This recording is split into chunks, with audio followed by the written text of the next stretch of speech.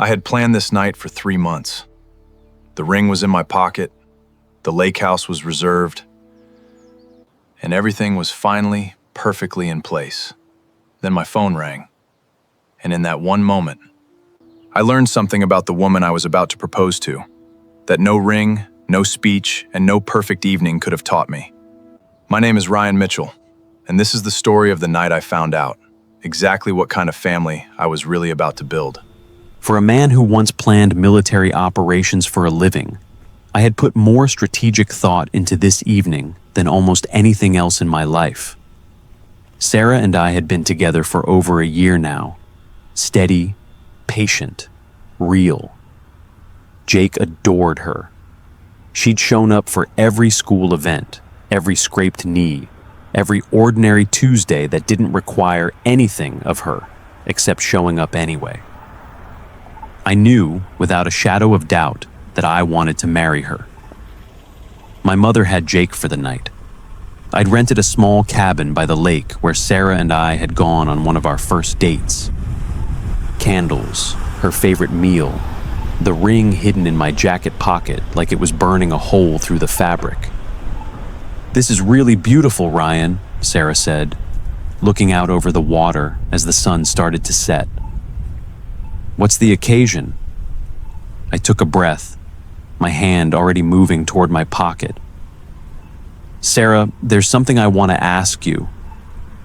That's when my phone rang.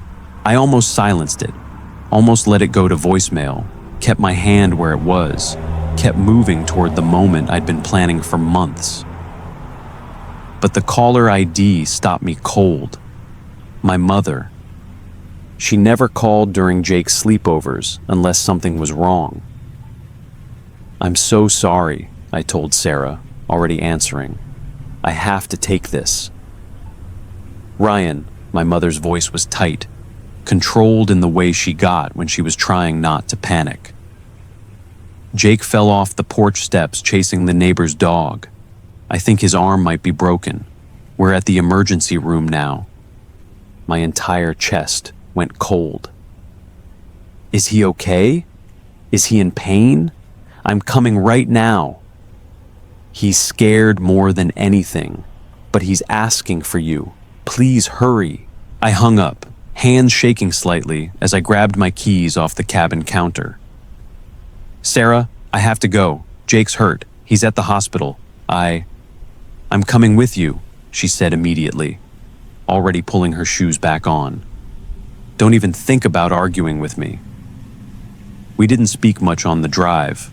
My mind was entirely on Jake, replaying every version of how badly hurt in my head. But I noticed Sarah checking her phone, quietly texting someone. "Who are you talking to?" I asked at a red light. "I texted Dr. Nolan, one of the pediatricians I used to work with before I switched schools, just to ask what questions to have ready for the ER doctor about a possible fracture in a kid his age. I didn't want us walking in unprepared." I glanced at her, something tightening in my chest that had nothing to do with fear this time. We found Jake in a hospital bed, his left arm in a temporary splint, tear tracks dried on his cheeks.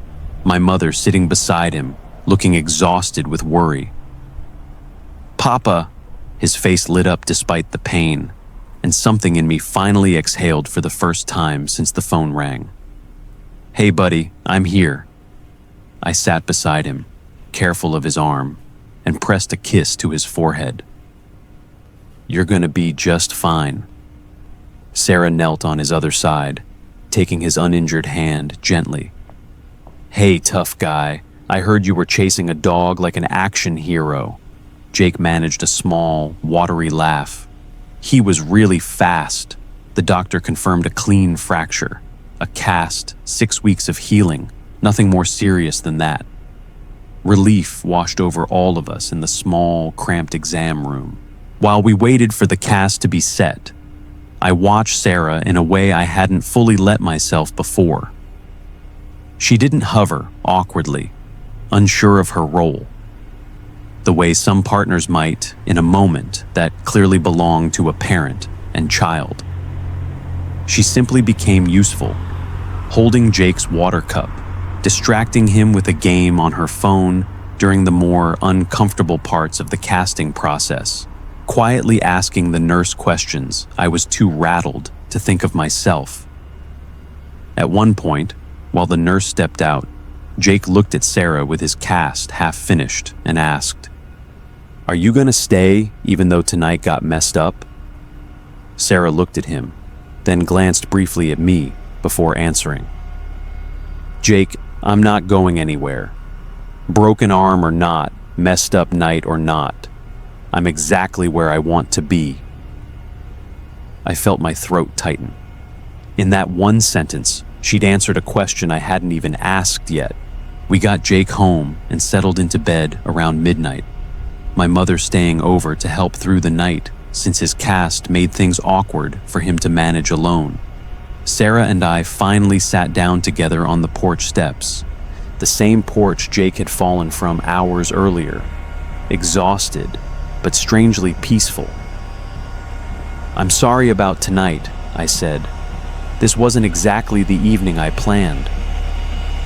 "Ryan," she said, turning to face me, "tonight showed me more about what our life together would actually look like than any planned evening could have. I'd rather have this than a perfect dinner any day." I reached into my jacket pocket, where the ring had been sitting, forgotten but not lost, through the entire chaos of the evening. "Then I guess this is actually the right moment after all," I said, and got down on one knee, right there on the porch steps. "Sarah, I watched you tonight choose Jake before you even knew what I was going to ask you. I don't need a perfect dinner to know exactly who I want to build a family with. Will you marry me?" She laughed, tears in her eyes, glancing briefly through the window at Jake's bedroom light still glowing faintly. "Yes, of course, yes." We sat there for a long time afterward, not saying much, just letting the night settle around us. A broken arm, a delayed proposal, and somehow the clearest answer either of us had ever needed. The next morning, Jake insisted on being the one to tell everyone the news, proudly showing off both his cast and the fact that he'd apparently helped with the proposal by needing to go to the hospital. "I basically did it on purpose," he told Sarah with total 9-year-old confidence, "so you'd know for sure you wanted to stay. I've thought a lot about that night since, how the version of the proposal I'd actually planned would have been beautiful, but it never could have shown Sarah, or me, or Jake what really mattered. Sometimes the moments we don't plan for tell us more truth than the ones we spend months preparing. If you've ever had a perfect plan interrupted by real life, if you've ever learned more about someone in a moment of chaos than in months of calm, I want you to know, those interrupted moments are often exactly where the truth about who someone really is finally shows up.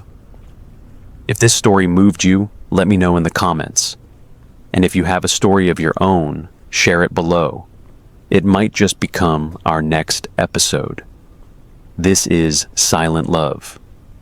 And this was a story about finding the real moment inside a ruined plan.